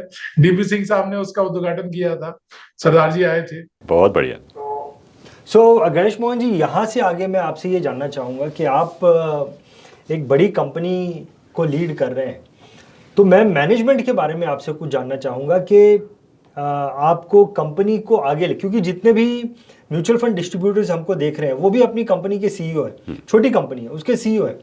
तो आप अपनी कंपनी को आगे लेके जाने की आपकी क्या स्ट्रेटेजी होती है, ग्रो करने की आपकी क्या स्ट्रेटेजी होती है, उसके बारे में थोड़ा बताइए। देखिए, जैसे मैंने कहा कि ये एक इंडस्ट्री है जहाँ पे काफ़ी ग्रोथ अभी बाकी है, राइट। तो हमें ये देखना है कि हम इस ग्रोथ में कैसे पार्टिसिपेट करें और उसमें कैसे हमारा मार्केट शेयर हम बढ़ाएं, राइट। तो अगर इस इंडस्ट्री में ग्रो करना है तो आपको डिफ्रेंशिएट करना तो पड़ेगा ही, क्योंकि 40 ऑप्शन जैसे मैंने कहा लोगों के पास ऑलरेडी हैं, हम 41वें हैं, तो कुछ ना कुछ फ़र्क के साथ लेके आना चाहिए। तो हमारे प्रोडक्ट्स में हम ज़रूर फ़र्क लेके आते रहेंगे। देखिए, हमारे पास ये एक एडवांटेज है कि एक एम्प्टी स्लेट है, जैसे कि हम कहते हैं ना, कि आप कुछ भी लिखें, आप लिख सकते हैं, राइट। ऐसा नहीं है कि पूरा स्लेट भरा हुआ है और अभी आपके पास बस थोड़ा ही जगह लिखने के लिए। तो हम पूरी मार्केट को स्कैन करते रहते हैं, हम देखते रहते हैं कि कहाँ पे प्रोडक्ट अपॉर्चुनिटी अभी अच्छी है, उस प्रोडक्ट में हम कैसे डिफ्रेंशिएट करके एक नई इन्वेस्टमेंट स्ट्रैटेजी लेके आएँ ताकि निवेशकों का भला हो, डिस्ट्रीब्यूटर्स का भला हो और कंपनी का भी भला हो, राइट। तो प्रोडक्ट्स पे हम काफ़ी काम करते रहेंगे और उस पे हम नए नए प्रोडक्ट्स लेके आते रहेंगे। टेक्नोलॉजी पे जैसे मैंने कहा कि हम डिस्ट्रीब्यूटर्स के साथ काम करते रहेंगे। हमने व्हाट्सएप पे हमने शुरुआत की थी। दूसरा, हम एम्पावर, जैसे हमने एम्प्लॉय के लिए एसआईपी के लिए एक प्लेटफॉर्म क्रिएट किया। अभी तीसरा एक नया टूल भी हम लेके आए हैं जिसे हम कहते हैं सेविंग्स प्लस। इसका ये प्रोडक्ट है जो हर एक इन्वेस्टर को बताता है कि अगर वो कंसेंट दें, हम बता सकते हैं कि उनके बैंक अकाउंट में उन्होंने कितना सरप्लस पैसा रखा हुआ है अपने सेविंग्स अकाउंट में। और ये सरप्लस जो है आज के दिन में ये करीब 2.5 से 3% के आसपास कमा रहा होगा, जो इन्फ्लेशन को भी नहीं बीट कर सकता। अगर इसको उन्होंने लिक्विड फंड में इन्वेस्ट किया होता तो कितना एक्स्ट्रा इंटरेस्ट वो बना सकते। अब ये सोचिए, हर एक इन्वेस्टर, हर एक आदमी जिसके पास एक सेविंग्स अकाउंट है, मैं दावे के साथ कह सकता हूँ कि वो ज़्यादा पैसा रख रहा है अपने सेविंग्स अकाउंट में आज के दिन में। हम सब उसके गिल्टी हैं, राइट। तो अगर इसको हम प्रॉपरली इन्वेस्ट कर सकें, इन्वेस्टर के रिटर्न्स को हम बढ़ा सकें, राइट। आज के दिन में इंडिया में करीब 25 लाख करोड़ पड़ा हुआ है सेविंग्स अकाउंट्स में, और इन्वेस्टर, निवेशक इसमें करीब 80,000 से 90,000 करोड़ हर साल इंटरेस्ट लूज़ कर रहे हैं इस पर। तो ये काफ़ी बड़ा प्रॉब्लम है, देश के लिए बड़ा प्रॉब्लम है। तो ऐसे प्रॉब्लम्स को हम सॉल्व करने के लिए टेक्नोलॉजी टूल्स लेके आते हैं, और आज के दिन में अकाउंट एग्रीगेटर नाम का एक टूल है, उसका प्रयोग करके हम ये नया फीचर फंक्शनैलिटी हम लेके आ रहे हैं, जो हम हमारे निवेशकों को, हमारे डिस्ट्रीब्यूटर्स के हाथ में ये देंगे ताकि वो हमारे निवेशकों को दे सकें और उसके बेसिस पे पूरी इंडस्ट्री को भी वो एक्सपैंड कर सकें। तो प्रोडक्ट्स और टेक्नोलॉजी, ये दोनों एरियाज़ में हम काफ़ी फोकस करते रहेंगे। और बाकी रही बात डिस्ट्रीब्यूटर्स की, डिस्ट्रीब्यूटर्स के साथ हम हमेशा काम करते रहेंगे, क्योंकि हमारा ये मानना है कि अगर ये इंडस्ट्री को डबल होना है, इंडस्ट्री हेल्दी नहीं रहेगी अगर हमारे डिस्ट्रीब्यूटर पार्टनर्स हेल्दी नहीं हैं। तो उनके बिजनेसेस को कैसे हम कंटिन्यूसली बढ़ाते रहें, उनकी टेक्नोलॉजी में हम कैसे इन्वेस्ट करते रहें ताकि ये इंडस्ट्री भी ग्रो करे और उसके साथ डिस्ट्रीब्यूटर्स भी ग्रो करें, तभी ये इंडस्ट्री हेल्दी रहेगी। ये हमारा क्लियर मानना है। सो एक तो चीज़ है प्रोडक्ट, एक तो चीज़ है टेक्नोलॉजी और एक तो चीज़ है डिस्ट्रीब्यूटर। ये तीन चीज़ों पर आपकी स्ट्रेटजी है, ये तीन चीज़ों पर आप काम करते रहते हैं। तो प्रोडक्ट तो आपने तैयार करके दिया है डिस्ट्रीब्यूटर को, और टेक्नोलॉजी पर उनको काम करना है, और उनके लिए जैसे आपके लिए वो डिस्ट्रीब्यूटर उनके आपके कस्टमर हैं, उनके लिए उनके कस्टमर जो हैं उनके कस्टमर हैं। तो ये तीन चीज़ों पर उनको काम करना चाहिए। प्रोडक्ट का काम तो आपने कर दिया है और उसके लिए उनके पास 40 और कंपनी है। तो ये जो है, ये तीन चीज़ें इंपॉर्टेंट है। किसी भी कंपनी को एक म्यूचुअल फंड डिस्ट्रीब्यूटर अगर आपसे कुछ सीखना चाहे तो ये सीख सकता है कि उसे टेक्नोलॉजी पे काम करना है, प्रोडक्ट उसके पास रेडी है, और अपने कस्टमर को कैसे वैल्यू एडिशन दे सकता है, ये आपने बताया। गणेश मोहन जी, जिस प्रकार से अगर हम ये शरीर को का एंड पॉइंट देखें तो वो इलेक्ट्रॉन, प्रोटॉन, न्यूट्रॉन है। उसी तरीके से आपकी कंपनी का अगर एंड पॉइंट देखें तो वो स्टॉक इन्वेस्टमेंट है। एंड ऑफ द डे तो आप वही कर रहे हैं, स्टॉक सर्च कर रहे हैं और उसको कहीं इन्वेस्ट कर रहे हैं। You are a fund manager. तो आपकी क्या स्ट्रैटेजी होती है एक फाइनल स्टॉक तक पहुंचने की? मैंने ऐसा एक किसी बड़े फंड मैनेजर के द्वारा सुना था कि वो क्वालिटी देखते हैं, लॉन्जिविटी देखते हैं, ग्रोथ देखते हैं। आपकी स्ट्रैटेजी क्या होती है किसी भी स्टॉक को फाइनल करने के लिए? बहुत ही इंपॉर्टेंट है, और इनफैक्ट ये सवाल हमने हमारी इन्वेस्टमेंट टीम को दिया था लाइसेंस मिलने से पहले ही। अच्छा। कि आप एक फंड हाउस बना रहे हैं, एकदम शुरुआत से, ग्राउंड जीरो से आप एक फंड हाउस बना रहे हैं। आप कैसे एक फंड हाउस बनाएंगे जहां पे आप आउट परफॉर्मेंस दे सकें compare to benchmark, sustainable out performance आप कैसे डिलीवर करेंगे? तो इसका मतलब है कि आपके सोर्सेज ऑफ अल्फा क्या हैं, राइट? तो हमारी इन्वेस्टमेंट टीम ने पूरी रिसर्च की, पूरी छानबीन की, और उन्होंने कहा कि 3 सोर्सेज ऑफ अल्फा रहते हैं किसी भी इन्वेस्टमेंट हाउस के लिए। पहला है इंफॉर्मेशन एज। इसका मतलब ये है कि आपको उस कंपनी के बारे में आपने रिसर्च काफ़ी की है, आपके पास ज़्यादा इन्फॉर्मेशन है। मैं इनसाइड इन्फॉर्मेशन की बात नहीं कर रहा हूँ, बट अगर सपोज़ आपने वो कंपनी के मैनेजमेंट के साथ काफ़ी एक्सटेंसिव डिस्कशंस किए हैं, उनके कस्टमर्स से या सप्लायर्स से आपने इंटरव्यूज़ किए हैं, तो आपको मार्केट से बेटर इन्फॉर्मेशन है उस कंपनी के बारे में। कुछ सालों पहले तक ये काफ़ी ज़रूरी था, काफ़ी इंपॉर्टेंट एज था, लेकिन आज के ज़माने में इन्फॉर्मेशन पूरा फैल गया है, right? At least top 100 to 500 companies का काफ़ी इन्फॉर्मेशन पूरे मार्केट के पास ऑलरेडी है। तो आज के दिन में वो एडवांटेज नहीं रहा। सभी को वो इन्फॉर्मेशन चाहिए, वो ज़रूरी है, वो आपको रेस तक लेके आएगा, पर वो जिताएगा नहीं। तो वो पहला वो बन गया इन्फॉर्मेशन एज, वो ज़रूरी है। सपोज सबके पास सेम इन्फॉर्मेशन है, तो दूसरा एज बन जाता है कि आप वो इन्फॉर्मेशन को प्रोसेस कैसे करें। आपके पास टूल्स कैसे हैं, मॉडल्स कैसे हैं, आपकी एनालिटिक्स कैसी है, ताकि उस इन्फॉर्मेशन के बेसिस पे आप बेटर एनालिसिस कर सकें। तो इसको हम कहते हैं क्वांटिटेटिव एज। अभी इंडस्ट्री में आज के दिन में मैं कहूँगा थोड़ा बहुत रूम फॉर डिफरेंशिएशन है, थोड़ा आप डिफरेंशिएट कर सकते हैं। लेकिन अगर आप देखेंगे जैसे टेक्नोलॉजी बढ़ रहा है, AI, ML ये सब जो बढ़ रहे हैं, उसके बेसिस पे मेरा ये खुद का मानना है कि अगले 3 से 5 साल में सारे मॉडल्स सभी एक लेवल पे पहुंच जाएंगी, राइट? इसका मतलब ये है कि वो डिफरेंशिएटर नहीं रहेगा। तो सपोज़ अभी सबके पास सेम इन्फॉर्मेशन है, सभी के मॉडल्स भी एक समान ही हैं, तो फिर अल्फा आप कैसे जनरेट करेंगे? तो ये भी आपका तीसरा एज बन जाता है, जो है बिहेवियरल एज। इसका मतलब ये है कि आप सेम डेटा पे, सेम मॉडल्स पे आप बेटर डिसीजन ले सकें, राइट? तो इसके 2 भाग हैं बिहेवियरल एज के। एक है कि ये समझना कि मार्केट थोड़ा पेंडुलम की तरह बिहेव करता है, कभी ओवर रिएक्ट करता है, कभी अंडर रिएक्ट करता है, कभी ग्रीड में रहता है, कभी फियर में रहता है। अगर आप अपने मॉडल से आइडेंटिफाई करें कि मार्केट अभी किस टेरिटरी में है और उसका आप खुद फ़ायदा लें, पहला भाग है।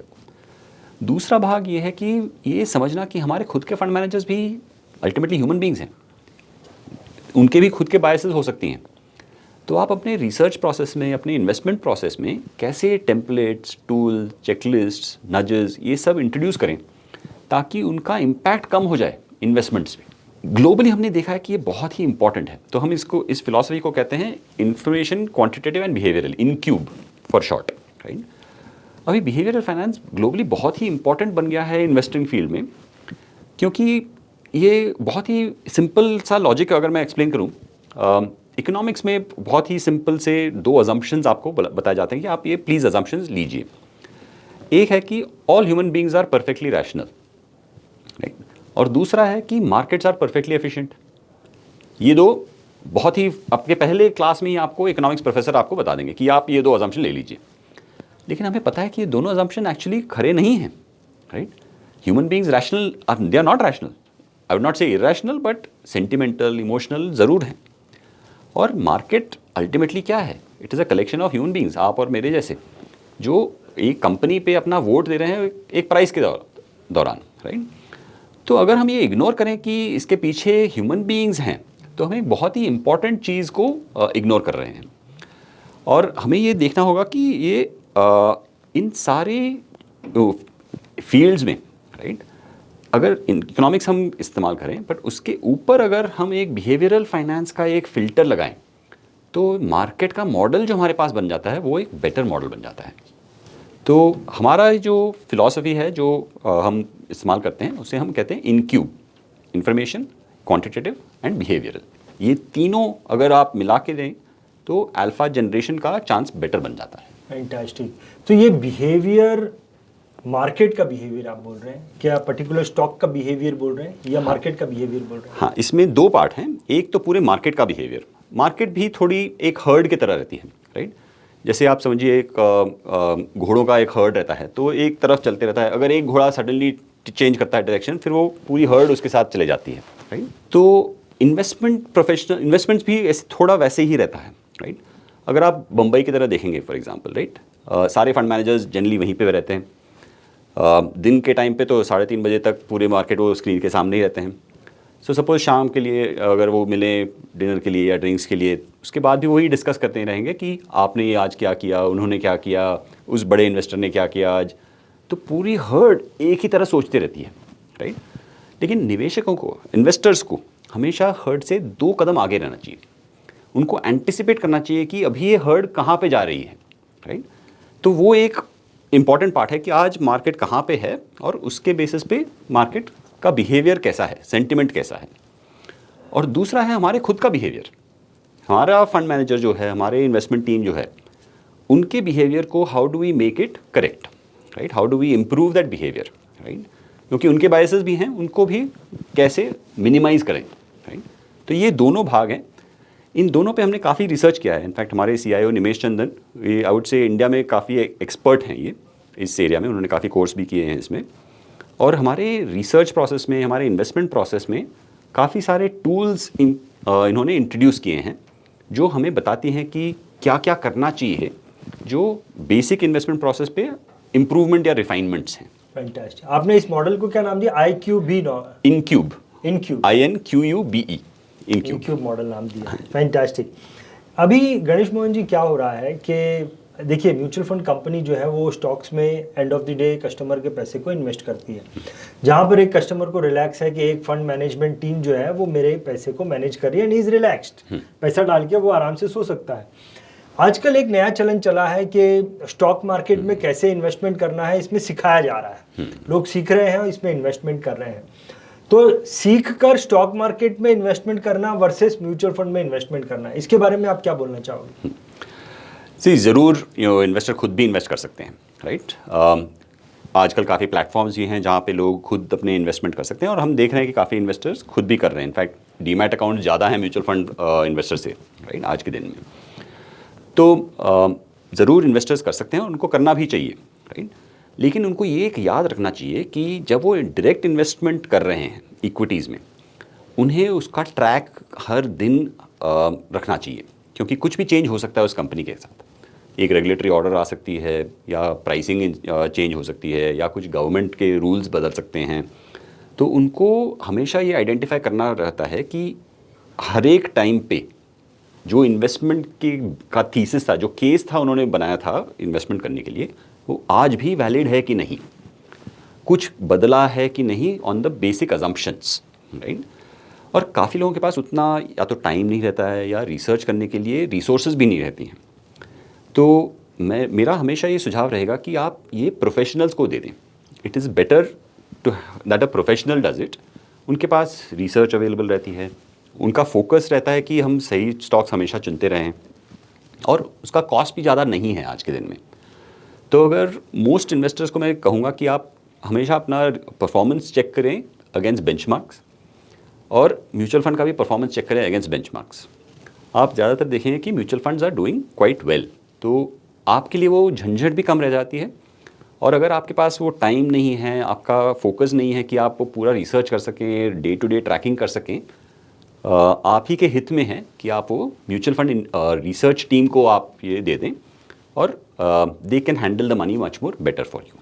इट्स लाइक बम्बई जैसे शहर में मैं ओला लेके भी जा सकता हूँ शांति से, और जहाँ पे जाना है उतर गया, या फिर खुद ड्राइव करके जा रहा हूँ और फिर कहाँ पार्किंग करना है वो सारा टेंशन मेरे को पालना है। It's like that only. शांति चाहिए तो mutual fund is the best, और अगर फुल टाइम बिजी रहना है देन स्टॉक मार्केट में इन्वेस्ट कर सकते हैं, ये इंडिविजुअल चॉइस है। Perfect, exact. So Ashok ji, ये आखिरी प्रश्न मैं पूछने वाला हूँ गणेश मोहन जी से, थोड़ा सा ध्यान देना। गणेश मोहन जी, मैंने आपसे कई तरह से आपकी जितनी स्पेशलिटी थी मैं कोशिश कर रहा था कि उन सब से कुछ ना कुछ निचोड़ निकाल कर मैं भी लूँ, दर्शकों को भी मिले, और बहुत कुछ हमको सीखने मिले। एक आखिरी प्रश्न मैं आपसे करना चाहता हूँ गणेश मोहन जी, आपका ये जो वास्ट एक्सपीरियंस रहा है, आपकी ज़िंदगी के शुरुआती दिन से लेकर आपने जो अलग अलग कंपनी में काम किया और एज अ मैनेजमेंट आप जो कंपनी चला रहे हैं, आपकी पूरी ज़िंदगी का अगर आप सार निकालें लर्निंग पॉइंट ऑफ व्यू कि मैंने अपनी अब तक की ज़िंदगी से मैंने ये सीखा है, तो वो क्या बोलना चाहेंगे आप? You are learning from your life. I would say doing is much better than thinking. पहले हिस्से में मेरे करियर में I was more a thinker, right. Consulting में भी आप सोच के साथ लेके आते हैं, आप कुछ नए आइडियाज़ के साथ आते हैं, लेकिन जो कर रहा है वो अलग है, वो प्रैक्टिशनर है, राइट। और मेरा हमेशा ये मानना था कि अरे हम इतने अच्छे आइडियाज़ लेके आ रहे हैं, क्लाइंट इसे इम्प्लीमेंट क्यों नहीं कर रहा, राइट। जैसे ही आप खुद करें, राइट, आपको पता चलता है कि क्या क्या कठिनाइयाँ आती हैं, क्या क्या आपको डिसीजंस लेने पड़ते हैं, क्या क्या कभी कभी आपको सब ऑप्टिमल डिसीजन भी लेना पड़ेगा, क्योंकि आपको प्रगति करना है, आपको आगे चलाना है अपने बिजनेस को। तो एक साल का काम व्हेन यू आर डूइंग, जब आप ऑपरेटिंग रोल में हैं, वो काफ़ी आपको सिखाता है कि बिजनेस करने के लिए क्या क्या चाहिए, क्या अलग है। दूर से अगर आप देखेंगे तो बहुत ही आसान लगता है, जब आप अंदर जाके उसको देखें कि बिज़नेस को ग्राउंड से बनाना, राइट, उसके रूट्स बनाना, एक टीम को बनाना, और फिर उसके बिज़नेस इवेंचुअली वो बढ़ेगा, उसके फल आएंगे, पूरी टीम को मोटिवेट करना, अलाइन करना, ये बहुत ही अलग अलग स्किल्स हैं। तो बट उसमें एक बहुत ही सेटिस्फैक्शन भी मिलती है लोगों को, राइट, कि अगर आप एक नया बिज़नेस बनाएं, पहले कोई बिज़नेस नहीं था बजाज फिनसर्व का म्यूचुअल फंड में, आज के दिन में है, राइट। आज के दिन में 500 लोग इसमें काम कर रहे हैं, एक अच्छा बिज़नेस बना रहे हैं, निवेशकों को रिटर्न्स दे रहे हैं, हम कुछ अच्छा काम कर रहे हैं इंडस्ट्री के लिए, देश के लिए, राइट। तो ये आपको बहुत मोटिवेशन देता है। यही अगर सिर्फ मैं एक पावर पॉइंट डेक बनाता, एक पावर पॉइंट स्लाइड्स का ये एक पैकेज बनाता कि हाँ हमें ये सब करना चाहिए और हैंड ओवर करता, तो एक लेवल तक सेटिस्फैक्शन मिलती, बट जो सेटिस्फैक्शन मिलती है वो काम एक्चुअली डिलीवर करने में वो बहुत ही अलग रहती है। तो मेरा ये आई वुड से प्रार्थना रहेगी सभी के साथ कि उनको इम्प्लीमेंट भी करना चाहिए। आजकल मैं देखता हूँ काफ़ी यंगस्टर्स जो हैं उनको सिर्फ थॉट प्रोसेस या सिर्फ आइडियाज़ के बल पे they want to make it big, और मैं हमेशा कहता रहता हूँ कि वो आपको एक ही हद तक लेके जाएगा, अल्टीमेटली आपको करना भी होगा, राइट। और आपके हाथ को, आपका स्लीव रोल अप करके आपको ग्राउंड पे आके काम करना होगा, तभी ये जाके देश भी आगे बढ़ेगा। और मेरे खुद के एक्सपीरियंस से मैं उनको ये सीख देते रहता हूँ। फैंटास्टिक अशोक जी, जिस प्रकार का प्रैक्टिकल नॉलेज गणेश जी से बात करके हमको मिला है, इसको मैं बोल सकता हूँ कि 360 डिग्री हमें जो है एक व्यक्ति जो काम कर रहा है उसके लिए तो ये 360 डिग्री नॉलेज है। और ऐसा अशोक जी होता नहीं है कि मैं इंटरव्यू कर रहा हूं और एंड में मेरे को ऐसा लगे कि मैं उस व्यक्ति के लिए तालियां बजाऊं। तो गणेश जी, मेरे को ऐसा लग रहा है कि जिस प्रकार का नॉलेज हमें मिला है, फैंटास्टिक, बहुत बढ़िया, बहुत मजा आया मेरे को गणेश जी आपसे बात करके। अशोक जी, फाइनल सार ये पूरी बातों का आप क्या देना चाहोगे, फाइनल सार? सर देखिए, मैं सुनी सुनाई बात पे बिल्कुल विश्वास नहीं करता हूँ। मैं आंखों देखी बात और कानों सुनी बात पे ही विश्वास करता हूँ। आज से करीब 1-1.5 महीने पहले मेरे पास फोन आया कि आपको नए एम्प्लॉय चाहिए। मैंने कहा हाँ चाहिए। क्या ट्रेनिंग आप दोगे, स्टाइपेंड दोगे? हम कहा हाँ देंगे। क्या एंट्रेंस में हम आपको अच्छे अच्छे बच्चे देते हैं? मैंने कहा ठीक है। कहाँ से दोगे? तो जिस चीज के लिए मैं टॉप 10 एएमसी से कई बार कह चुका कि नई जनरेशन नहीं आ रही है, आज बजाज को बंदा चाहिए तो वो निपॉन से ले रहा है, आईसीआईसीआई से ले रहा है। निपॉन को चाहिए तो वो एचडीएफसी से उठा ले रहा है, एचडीएफसी को चाहिए तो कोटक से ले रहा है। वो क्या रहा है कि मतलब फाइनेंस फील्ड में जो भी वजह है, हम लोगों को तो बहुत इंटरेस्टिंग लगती है, लेकिन नई जनरेशन नहीं आ रही। वो शायद इतना पढ़ना नहीं चाहती, इतना समझना नहीं चाहती, इतना मेहनत नहीं करना चाहती। तो बजाज ने फर्स्ट टाइम ये इनिशिएशन लिया। But still I am waiting. मतलब ऐसा नहीं है कि मैं वेट नहीं कर रहा हूँ, मैं वेट कर रहा हूँ, क्योंकि मुझे उन्होंने कहा कि आपका नाम डाल दिया गया है, आपको बजाज इंस्टीट्यूट से फोन आएगा और अक्टूबर नवंबर तक आपको कुछ ना कुछ स्टाफ मुहैया कराए जाएंगे जो साल भर की इंटर्नशिप पे रहेंगे, और साल भर के बाद अगर आप चाहो तो उसको परमानेंट कर लेना, नहीं तो इंटर्नशिप पे रहेंगे। तो ये सोच दूसरों से एक कदम आगे है, क्योंकि मैंने टॉप 5 एएमसी से इस बात के लिए कहा कि भाई सैलरी मैं दे दूंगा, रिक्रूटमेंट आप कर दो। बट वो लोग नहीं कर पा रहे, आखिर वो भी मुझे करना पड़ रहा। अब होता क्या है कि जब एक कंपनी, एमएनसी कंपनी या एक टॉप लेवल की फिनेंस कंपनी अगर किसी को इनरोल करती है, तो स्टाफ की भी एक्सपेक्टेशन रहती है कि मैं एक अच्छी कंपनी के पास इंटरव्यू देने जा रहा हूँ, और वो फिर कहती है साल भर तुम उनके साथ रहो। तो एक बहुत वो, तो ये जो इन्होंने बोला ना, प्रोडक्ट डिस्ट्रीब्यूटर और टेक्नोलॉजी पे काम करता हूँ, मैंने खुद सुना है और मैंने अपना नाम भेजा हुआ है। और हो सकता है कि वो लोग सुन रहे हो जिन्होंने मेरे पास ये फोन किया हो कि भाई ये बात सीईओ साहब तक पहुंच गई है कि मेरा नाम गया हुआ, अभी तक रिजल्ट नहीं आया, तो आना चाहिए। मैं उम्मीद कर रहा हूँ। बाकी इन्होंने बोला कि all human being is rational और मार्केट स्मार्ट, और एक और INQ। सर इसको मुझे दोबारा बताइए, मैं शायद किसी काम में व्यस्त हो गया था। इनक्यूब, इंफॉर्मेशन, क्वांटिटेटिव और बिहेवियरल एज, ये तीनों एज हम इनका प्रयोग करते हैं। इंफॉर्मेशन, क्वांटिटेटिव और बिहेवियरल, बिहेवियर, तीनों को मिक्स कर। बिहेवियरल फाइनेंस के बारे में एक और एएमसी ने पीछे काफी काम किया था, बट बिहेवियर को इन्वेस्टमेंट में लाना ये निश्चित आपने किया है। और रंजीत जी, आपने काफी अच्छा निकाल लिया, और आपने मेरे ख्याल से इनके टाइम को फुली यूटिलाइज कर लिया, क्योंकि सर जब घड़ी देख रहे थे मैं समझ रहा था कि टाइम हो गया, इनका नेक्स्ट अपॉइंटमेंट कहीं है, और हम लोगों को कंफर्टेबली उसी, हम लोग को बोला गया ना इतने एक्सपेंस रेशियो में काम करना है, इतने, तो आपको भी इतने ही आवर में काम करना जितना टाइम आपको मिल रहा है। थैंक यू वेरी मच, और बहुत अच्छा लगा सर। आपको आपकी भदोई बुलाना है जब आप बिल्कुल बिल्कुल टाइम निकालें। हाँ बिल्कुल, आपका इनविटेशन का इंतज़ार करेंगे हम ठुकराल जी। और लाइक ऑलवेज बहुत ही बढ़िया लगता है आपका सार सुनते हुए। मुझे लगता है कि आपने एक अलग लेवल पे उसको डिस्टिल किया है। Thank you for that. मैं अपने इस दर्शक, ये जो हमारे दर्शक हैं जो इस वक्त तक हमारे साथ में रुके हैं, मैं आपको क्योंकि आप यहाँ तक रुके हैं, वीडियो के अंत तक आप रुके हैं, तो डेफिनेटली आपको ये जो हमारी बातचीत हुई है ये आपको बहुत पसंद आई होगी। मैं सिर्फ आपसे ये रिक्वेस्ट करूंगा, गणेश मोहन जी के बारे में आप क्या बोलना चाहोगे? आपने उनकी बातों को सुना, जो कुछ भी आपके दिल में आता है कमेंट्स में लिखकर हमें जरूर बताना। गणेश मोहन जी, मैं बहुत बहुत धन्यवाद करना चाहूंगा, बहुत बहुत धन्यवाद, समय दिया और इतने वैल्यूएबल इनसाइट्स आपने हमारे साथ में शेयर किए। और अशोक जी, आपको भी बहुत बहुत धन्यवाद। Thank you very much. बहुत बहुत धन्यवाद।